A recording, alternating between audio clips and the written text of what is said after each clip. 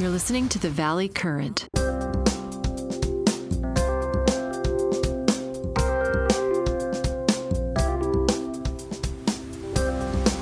So how have you been? Happy New Year. Same to you, Jack. My goodness, it's been a month. It's been too long, brother. I have to say, the world just seems to be spinning. I'm surprised it's gotten as far as it's gotten, frankly. And then I read $1 billion a year for LinkedIn sales. And I immediately think of you because I said, you predicted that. You predicted that last year. You said they're going gangbusters and people are using LinkedIn in a big way, the LinkedIn Navigator. I was shocked when I read that. And I thought, that's an amazing prediction that you made. Thank you, Jack. And you know what's interesting is Sales Navigator. So LinkedIn's profit centers are the talent acquisition platform, which is recruiter seat licenses, career sites, job slots. They bought Linda Learning. So they have a learning and development platform. And then, of course, Sales Navigator. Right. Their bread and butter is the TA suite of offering products and services. Sales Navigator is, and now listen, I don't have any empirical data to support this. I can't be out of money, Jack. I still have more checks, so I'm not an accountant. Right. I will tell you though that my guess is the Sales Navigator is just it's not the meat and potatoes, and it's going like a house of fire. To your point. Right. I mean, the thing that really dawned on me, which I didn't put together, is the reason the founders of LinkedIn, who were just a group of guys, I guess they call them the eBay Mafia, because kind of a group of guys that have done really well and they've become serial entrepreneurs and now they're all famous. And one of them is a venture capitalist. And one, of course, is Elon Musk, who's, the richest guy in the world. But they essentially got a bidding war going between Microsoft and Salesforce. And now I realize why, which it didn't dawn on me.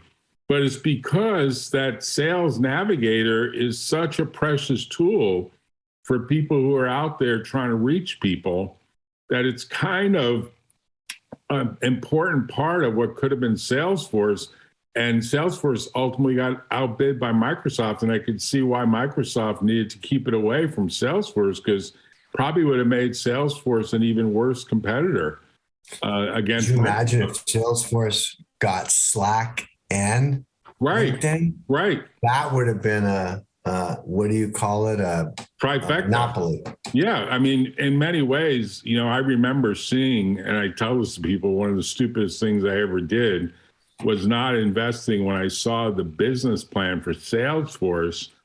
And I said, how are these guys going to compete against Siebel? Siebel is like, duh. Here, I got one better. $1 billion opportunity. I have a better one for you. So LinkedIn was born right under my nose. So I was pumping good money after bad into promoting BA Jobs, the Bay Area's premier online employment resource. Right. Oh, LinkedIn? Who are they? That's the dumbest dude, it grew up all around me. There were guys that I had nephews going to college. One of my nephews' college roommates was one of the first sales reps for LinkedIn. And he goes, can you just talk to him? And I was like, yeah, guys, to your point, now he's a venture capitalist. Just because he was employee number 14 or whatever it was. Right. So I was asleep at the switch, and and it's funny. I want to answer your questions, but just to put a bow on the LinkedIn printing money aspect. So Jack, what they're doing from the TA perspective, talent acquisition, they're getting clients addicted. It's almost like the Purdue OxyContin thing. They get you they say, hey, Jack, you know what would be cool? We know that you're paying, I'm making this up, $100,000 for 12 seat licenses and 40 job slots and a career page. You know what? How about you pay us $110,000 and we'll give you unlimited job slots, unlimited seat licenses, unlimited. I gotta tell It sounds like unlimited. And they're like, seriously? Yeah. The only thing is, Jack, you got to commit for 3 years. Right. No problem. We'll do it. So Intuit was an early adopter of that. Right. And the figures are a lot higher than I'm giving you. Well, what ends up happening is Intuit proliferate. Everyone gets a seat license. So now they're giving seat licenses to sourcers, recruiters, hiring managers, contractors, anybody. They're free. But you standardized. You standardized. Get this, Jack. So 2-3 years, that goes by pretty quickly. Right. And it's renewal time. Right. And then they reset the price point, and it's about 70 to 80. I'm getting sticker shock calls with companies like Okta, New Relic. Yeah. And these are, Splunk, right. Zoom, and they're like, how are they doing this? It's 120%. Right. Well, because you guys bought, you took the Oxycontin. Now you can't unring the bell. All the recruiters are very predicted. They don't like change. No one likes change. Right. Right. I mean, so all the recruiters are addicted to it. They can't get off it. It's the easiest platform. They're the most familiar with it. So LinkedIn is, and the beauty of it, Jack, there's no cost basis. Right. It costs me the same amount if I give you one, if I give you 1 million. Right. By the way, the more people using it, the better. Right. So good for them. It's a sticky model like Netflix. I mean, Netflix. There you go. Exactly. Just raise its prices. And I think most people were like a big yawn. Okay. But I got to be able to see Ted Lasso or, whatever is on Netflix that people are watching these days. They've got to see it. It's once you've got that set of eyeballs that's used to using that particular platform, if you want to call it a platform, it's just hard to unglue it. I mean, it really is. And, I think it's very similar, really, in almost every aspect of human behavior, which is once you get humans to get used to a certain thing, I have to believe like years ago when the milkman delivered, when people said the milkman's not going to deliver anymore, well, people were like, what? Yeah, you have to go to the store and actually pick up the milk because milkman delivery is getting too expensive. I mean, there must have been so many housewives and maybe house husbands, of course, it's like the 1960s, that said, wow, that's a big change. And in a way, it's like become full circle. Right. So now the milkman delivers a lot more than just Amazon. Can you imagine if that ever stops and people say, I got to go to the store myself? Are you kidding me? So we're in this amazing digital evolution where from what you can see, people are actually getting used to this Zoom life. They don't want to go to a meeting. You invite them, hey, let's have a lunch. Let's do this. Let's do that. They're like, no, why? I have to, quote, risk getting a virus. Like even just the ordinary flu now is too much of a risk. Forget about all this pandemic stuff. But there are actually people saying, it's flu season. I don't want to get the flu. Years ago, we never said that as an excuse for not doing something. Well, I might get a cold, I'd rather just stay at home and hibernate the whole winter because, I might get a cold and I'll be out for a few days. But that's kind of the way people are thinking about life. It's strange. And I don't know what it means for the next generation, like your kids and my kids and eventually your grandkids and my actual grandkids. It's a crazy situation to imagine how they actually start to interact face to face, if that ever actually starts to occur again. It's the new norm, Jack. I will tell you though, on a more positive note, there are a few platforms that are nipping at LinkedIn's heels, and sourcing tools, mind you. Not LinkedIn's not the only game in town. And there's some compliance hurdles, something called GDPR and HIPAA. Right. It has to do with diversity and inclusion. There's one that I'm particularly, they've got some secret sauce and they've got to work around, because what LinkedIn does is a lot of these sites scrape information off the web. Right. And then compile a database of everything from Overstack and GitHub and Facebook and Snapchat. And they create a profile and they fill it in and then they sell it. Well, there's a platform that has done a better job of not just aggregating all this data, but using artificial intelligence to bubble the better people to the top and then do the outreach and warming them up so that the recruiter, and even LinkedIn doesn't do this. All the recruiter that sends him an email and says, Jack, if you want to call Andrew and offer him the job now, he's probably going to take it, because all the variables that impact Andrew's decision to switch jobs have all just actualized. So call him right now and it bubbles it up to the top. And all I have to do is press the button. Wow. And I'm talking to the person. I think I even might have sent that to you because was considering making an investment, and they raised another round of funding. So is the scary part in all this, from what you see, and you've been pretty solid in your own company, of course, you're a co-owner of it and a founder, and you're not going anywhere because it's your company, but you must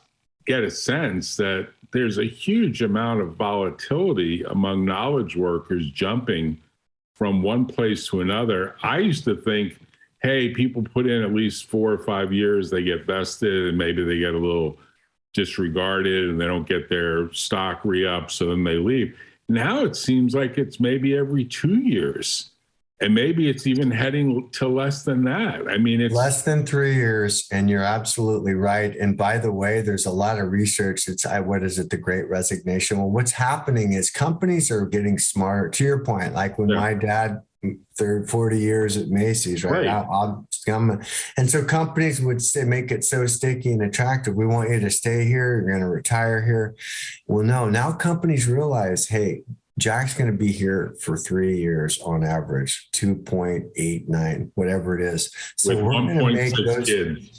We're going to make those the best 3 years of Jack's life, so that when Jack leaves, not if, when Jack leaves, he has nothing but go. I loved working at SoFi. They were so cool to me, or insert Splunk, whatever. Right. So they just want to, because they realize their best bet they're not going to keep you. So they're going to make you an ambassador or a champion or an advocate, so that when you go to your next gig, you'll say, I'd work at Google. Very few people go back to Google. Just make it easier for the escalator to run. Or you're going to get to the top of the escalator, then you're going to get off, but somebody else is going to get on. And that's okay. That's almost like, if you do the analogy to marriage, the average marriage, I guess, in California lasts about 5 years. It's a short duration. It's gotten shorter and shorter over time, particularly in California. And the divorce rates continue to go above 50%. Well, you just want to have people have the best 5 years of marriage that they can have, and not do anything that crashes and burns or kills each other kind of stuff, right? I mean, Jack, I've been dying to ask you this. They did this really big, involved study about the cause. There's several causes of divorce. They figured out the number one cause of divorce. Yeah. Do you know what it is? Well, it's usually the money, sex, or kids. That's the top 3 that I hear. No? Marriage. That's good. I like that. Yeah. Pause for laughter. Actually, what you see today is an interesting reversal, which is most, years ago is a bad thing to move in with your potential spouse, girlfriend. That was bad. But now it's like, no, you need to have kids first and see how well you parent together, and then get married, because the kids are confused about, well, are you mom? Are you dad? Are you guys parents? Are you married? What's going on? Some of my friends, they have their parents are married. Like, what's the difference? It confused the kids, two different last names. I mean, I'm seeing that more and more. And of course, in California, the law is pretty similar, actually, when people separate, if they're just together as co-parents, it's like they treat child custody as though the parents are married anyway. So there's not a huge difference. But I want to get back to LinkedIn and what you see happening with this software stack, because I was pretty amazed at that number. And then I was like pretty amazed that apparently this pandemic has had no real effect other than maybe increasing sales. Like the best thing that ever happened to these software platforms, Microsoft included, and of course, LinkedIn is now part of Microsoft, and Slack and Salesforce and all the rest, is that people don't go to the office anymore. So they're more reliant on being on the platforms and interoperating with the platforms. And is that going to continue? Yes. That's the future, that it all gets AI driven around, you get dished action items and you got to be in front of a screen, you got to make something happen, and forget about actually going to a physical meeting. That'll distract from the next step that needs to be taken with the platform, right? Well, so here's what we're seeing. We're seeing it. A lot of companies are throwing the word hybrid around. Like, is it a remote, or can I be in? Well, it's a hybrid. Right. But people, it's like any consumer situation. The consumers, contrary to popular belief, they control the deal. And right now, the candidates control the deal. There's a dearth of opportunities. They're just what you said, like, hey, I want to work at home. If I can't work at home, and because people are resigning, the workforce is shrinking. They realize, hey, you know what? That job, the one that I was driving 45 minutes one way to every day, Right. I can do it from home.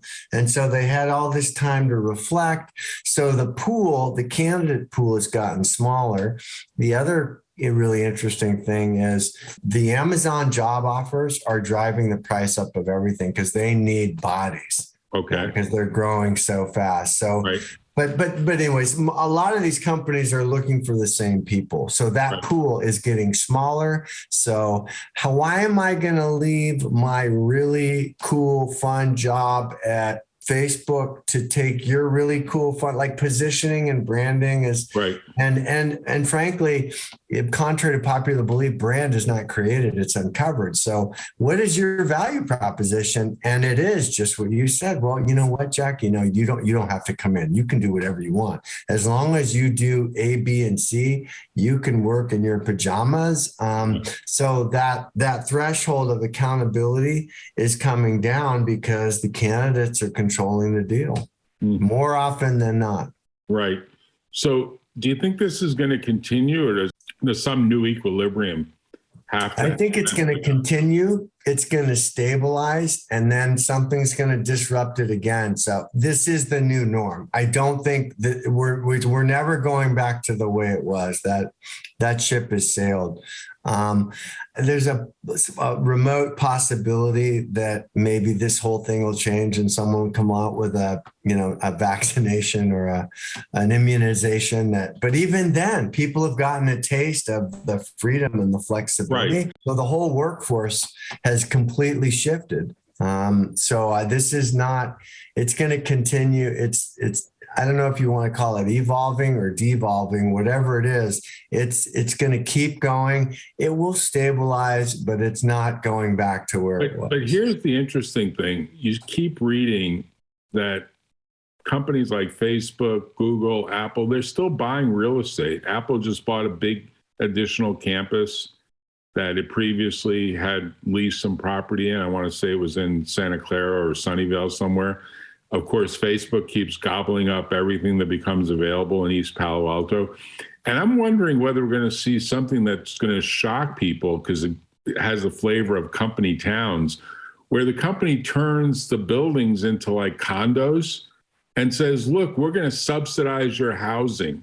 We're going to give you a condo, let you buy a condo at a fraction of the price. That's going to be a baked in way. And you're going to be in like Facebook towers.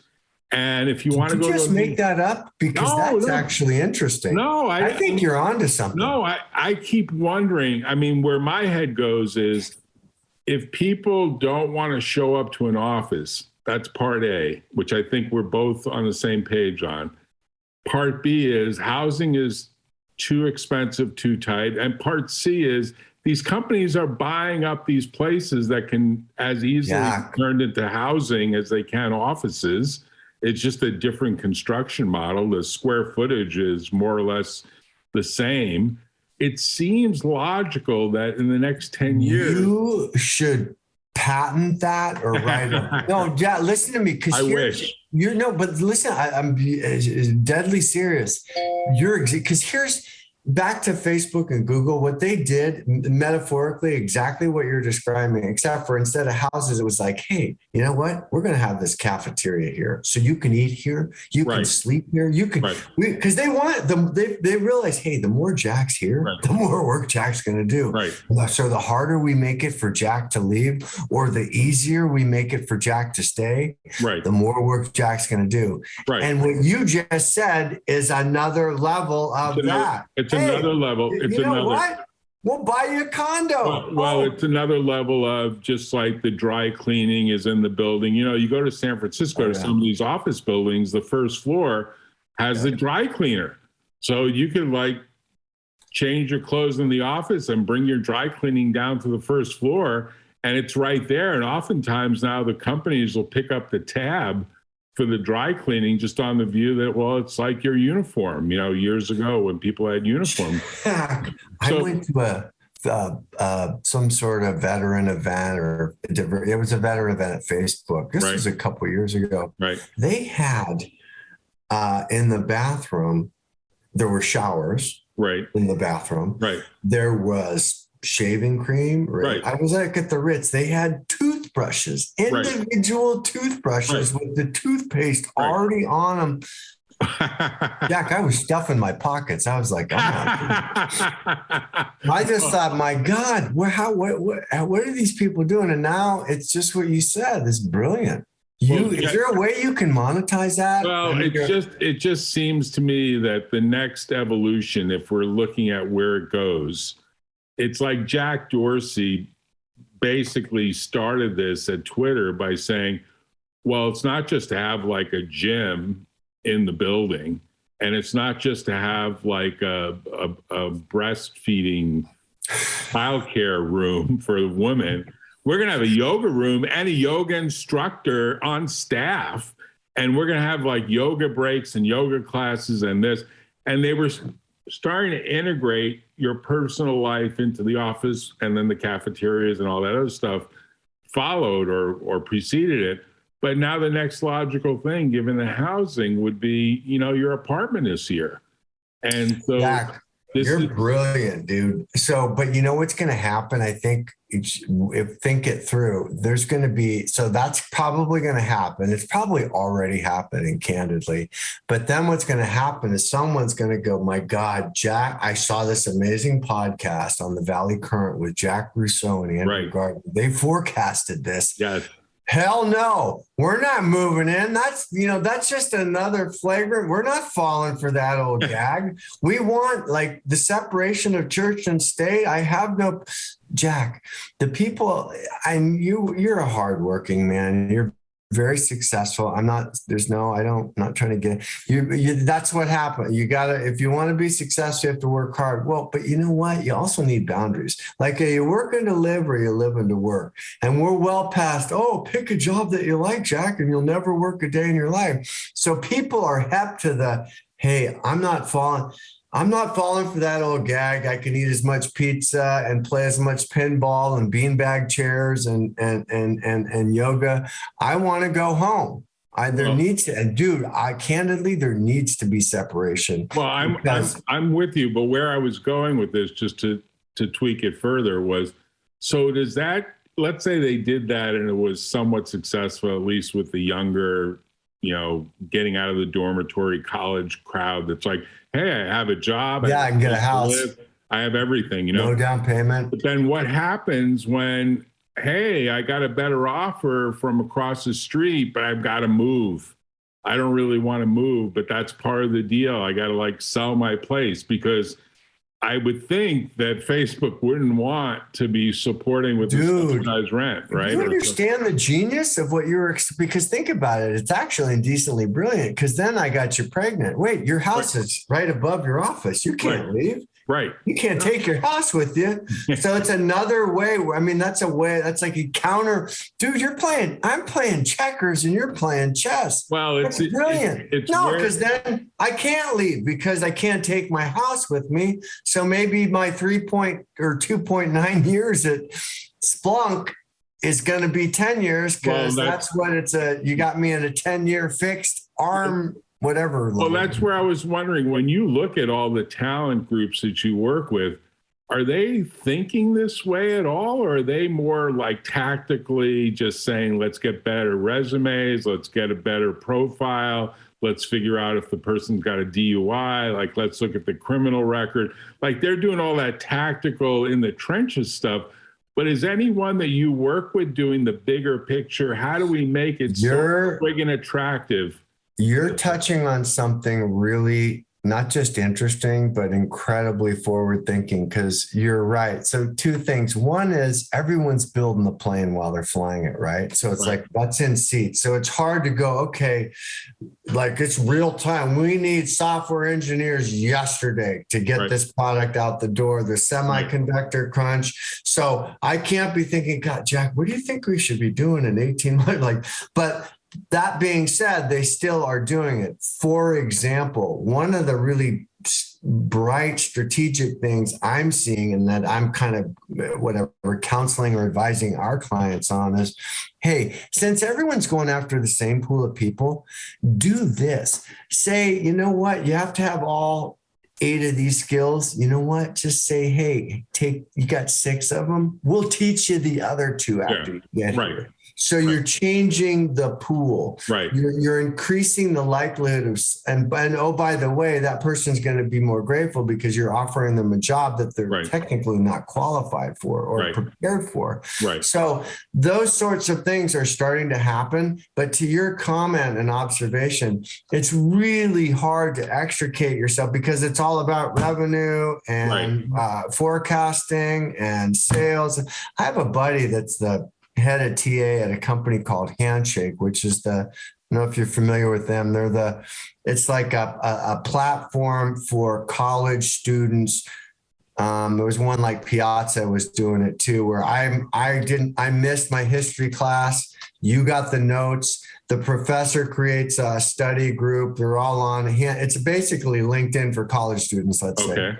Okay. Handshake is brilliant. They're amassing all these email addresses and study habits and ultimately transcripts of the high performing students. Right. And so connecting with them before they go down the road. Get them a little early. Oh, you're going to be a software engineer? Well, I have an idea. Why don't I help you, with the coursework or whatever? So, that wasn't even my point. My point was, the guy's name is Mike Balin. Great guy. You would love him. He was at Zappos. Then he was at Eventbrite. He's so humble and smart. So he gets this job at Handshake and he says, Andrew, my co-founder is on my ass for these high-level sales positions because in his mind, I'm holding back the progress and the success of our company because I am not filling these sales positions quickly enough. And Mike's a stud. If I had to pin my hopes on someone filling an open rec in a high-level, hard-to-fill sales position, I'd pick him. Right. And so to have that pressure from the co-founder saying, dude, you got to get that, how can you be strategic and forward-thinking? And that's why this kind of spitballing, it may seem inconsequential and oh gosh, this is very valuable. But let me tell you where I think it goes next, Andrew. So tell me. You probably get called all the time saying, give me the magic fairy dust software services, whatever you need to install to get me magic to happen. And you're like, yeah, okay, I've got a magic wand here. I'm going to do it. I'm going to do it for you. It's an interesting part of that movie. I don't know if you've seen it yet. It's the only real good movie out that you could see in a movie. Which one? The one that's Spider-Man 26. I want to see it. Is it out? Is It's it worth seeing. streaming? Yeah, it's worth seeing because it's got Okay. like a magician in it. It's good. I won't ruin the story for you, but let me just tell you that I think where it goes next is there are going to be VC firms that say to startups, we will actually find the building and rent the space that you need, not just for offices, but for your people to actually work in this condo mentality as a VC firm, starting some really high-powered group of co-founders who are really going to change the world, like be the next guys that come up with the next Google or whatever, because it's going to take that differentiation. You are pretty darn smart. Are you getting because that makes a lot of sense. Right. It makes a lot of sense. But when I talk to VCs, they're like, we don't want to get in the real estate business. I'm saying you're not in the real estate business. You're in the talent. Dude, that's genius. You're in the talent aggregation business. You're in the talent stickiness business. You're in the keep the team together. Do they listen? Because you should. They're like, where are we going to buy a building? They're too expensive. Oh, please, dude. I said rent the freaking building. A lot of buildings are empty, right? Jack, well, I know I want to see you and Lee on Valentine's Day, any day, whenever you come back. But you need to flush. Yes. You know that? I hear that all the time. People say flush that. No, it's flesh it out. Flesh it out. It's flesh it out. Flesh it out. You should flesh that out. That's a brilliant freaking idea. I don't think anyone's doing it. I'll follow you.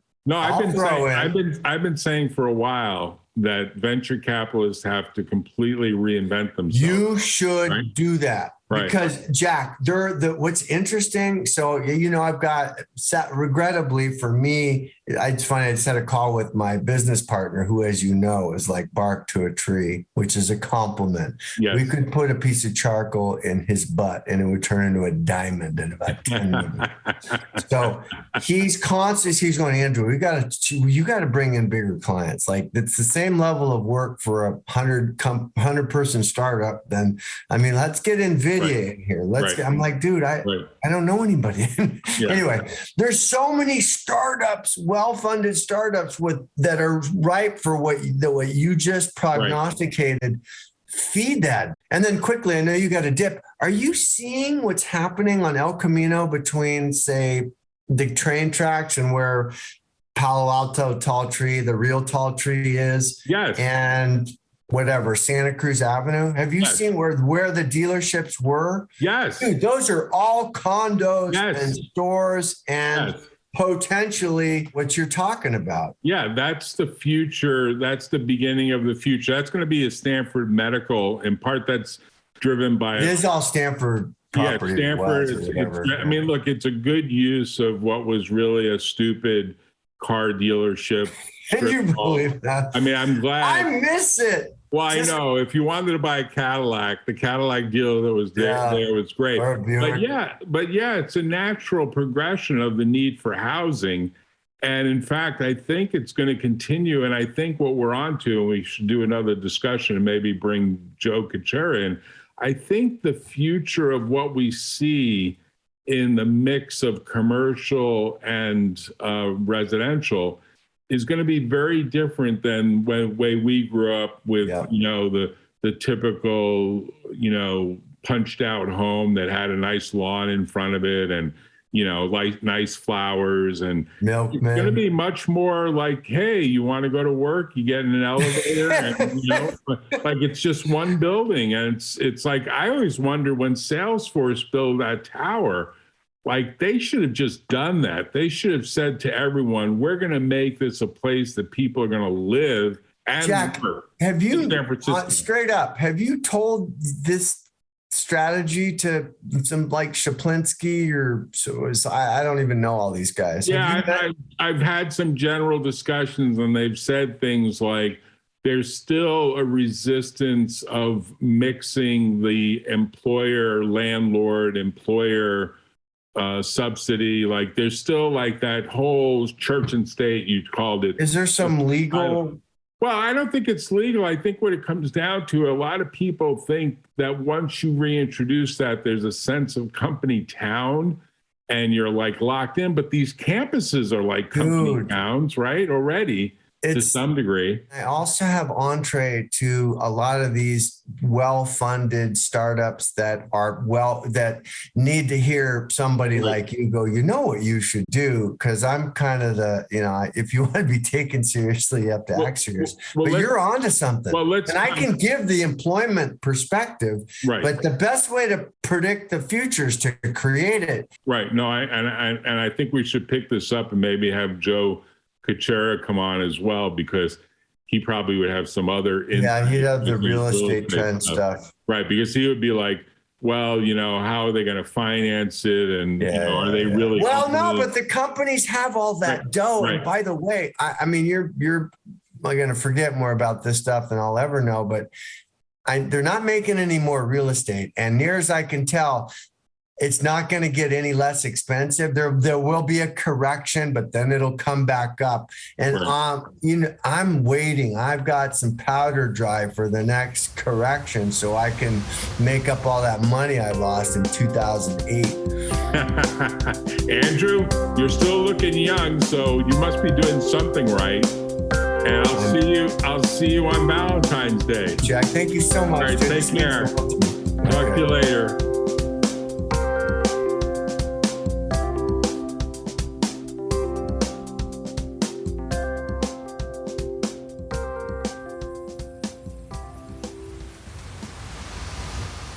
Tune in next time on The Valley Current.